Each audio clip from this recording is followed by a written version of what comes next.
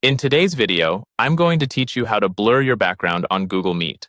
Let's dive right in and explore how you can enhance your meeting experience by focusing on what matters the most, you, instead of your background.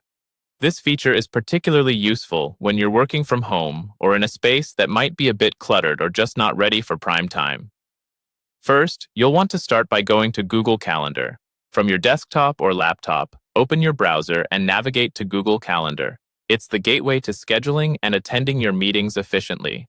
Find the event on the calendar that you're scheduled to attend and click to open it. Now, within that event details page, look for the Join with Google Meet button. This is typically highlighted, making it easy to find.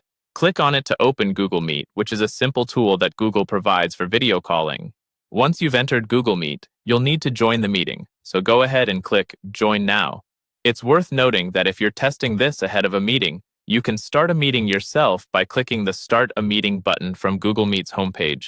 After you've joined the meeting, direct your attention to the bottom right corner of your meeting screen and tap More Options. This is typically represented by 3 vertical dots. It's your key to unlocking more advanced features within Google Meet. From the list that appears, select Background and Effects. This menu gives you access to a variety of options to modify how you appear to others on the call. It's all about bringing attention to you rather than what's behind you. Finally, within the Background and Effects menu, you'll find the option to blur your background. Click this option and voila!